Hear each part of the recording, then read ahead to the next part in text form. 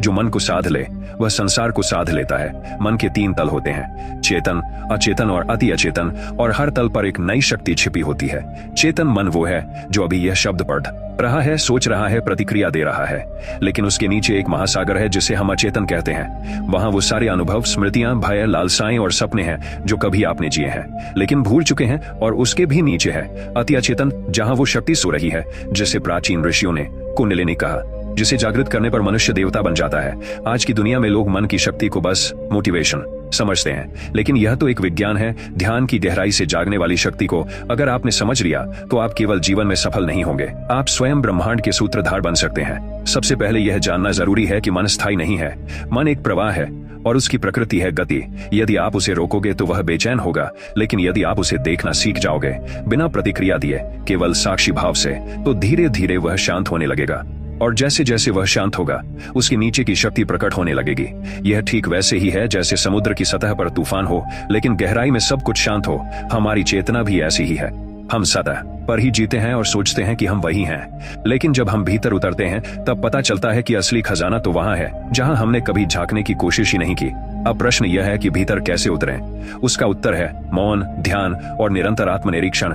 जब आप अपनी हर प्रतिक्रिया को देखना शुरू कर देते हैं तो धीरे धीरे आप प्रतिक्रिया देने से मुक्त हो जाते हैं, और तब आपके अंदर एक नई शक्ति जन्म लेती है। वो शक्ति है विवेक, जो आपको हर स्थिति में सही निर्णय लेने की क्षमता देती है। और यही विवेक ही असली शक्ति है, क्योंकि बाहरी सफलता केवल क्रियाओं से नहीं, सूझबूझ से आती है, और सूझबूझ आती है उस गहराई से जहां मन शांत होता है। इसीलिए हर महान योगी, हर ऋषि, हर आत्मज्ञानी यही कहता है, भीतर देखो। लेकिन हम क्या करते हैं?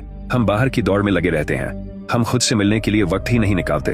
हमें दूसरों से जीतना है लेकिन खुद से कभी हारने का डर नहीं। और यही वजह है कि हम बार बार टूटते हैं, गिरते हैं, ठगते हैं, क्योंकि हम उस शक्ति से जुड़े ही नहीं जो हमें टूटने से बचा सकती थी। वह शक्ति मन के भीतर ही है। वो शक्ति कोई तंत्र नहीं है, कोई जादू नहीं है। वो शक्ति है आपका ध्यान, आपकी सचेत उपस्थिति, आपकी साक्षी भावना। जब आप यह जान जाते हैं कि आप मन नहीं हैं, तभी आप मन के पार जा सकते हैं, और तभी मन की गहराइयों में छिपा वह रहस्य उजागर होता है जो आपकी जीवन की दिशा और गहराई दोनों बदल देता है। लेकिन यह एक दिन में नहीं होगा। यह एक यात्रा है, एक साधना है, एक प्रयोग है, और यही पहला भाग है उस लंबी श्रृंखला का जहां हम मन को समझेंगे, उसके स्तरों को देखेंगे, उसकी शक्तियों को जगाएंगे, और अंततः उस बिंदु पर पहुंचेंगे जहां मन समाप्त होता है और आत्मा बोलती है। अब हम चलते हैं भाग 2 की ओर, जहां हम मन के अचेतन तल में उतरेंगे, उस छुपी हुई शक्ति को पहचानेंगे जो आपकी आदतों, व्यवहारों और जीवन की दिशा को नियंत्रित करती है, और उस गूढ़ शक्ति का रहस्य जानेंगे जो सदियों से भीतर ही भीतर हमारे अस्तित्व को चला रही है, लेकिन हम उससे अनजान हैं। 2.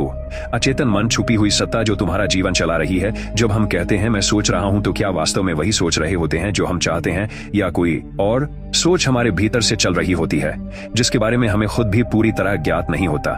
यही है अचेतन मन का रहस्य। यह वही शक्ति है जो हमारी 90% जिंदगी को नियंत्रित करती है, जबकि हमें लगता है कि हम ही सब कर रहे हैं। हम ही सब कर रहे हैं। हम सुबह उठते हैं, वही रास्ता चलते हैं, वही आदतें दोहराते हैं, वही भावनाएं, वही प्रतिक्रियाएं, सब कुछ एक तयशुदा लय में चलता है, और हम इसे ही मैं मान लेते हैं। लेकिन सत्य यह है कि यह सब उस प्रोग्रामिंग का हिस्सा है जो हमारे बचपन, समाज, अनुभव और बार बार की गई प्रतिक्रियाओं से बनी है, और जो अब हमारे अचेतन में छिपी बैठी है।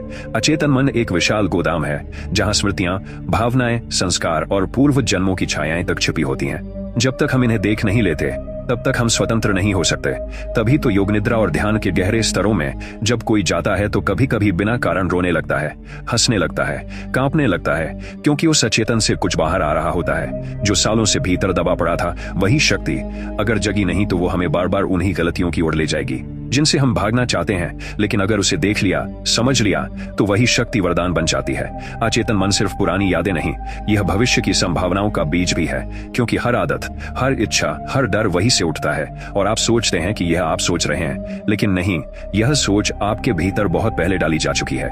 कभी समाज ने, कभी परिवार ने, कभी आपने खुद ही बार बार दोहराकर। अचेतन मन को प्रभावित करने का सबसे शक्तिशाली तरीका है दोहराओ। जो बात बार बार दोहराई जाती है वो अंततः अचेतन में उतर जाती है, और फिर वह हमारे व्यवहार का हिस्सा बन जाती है।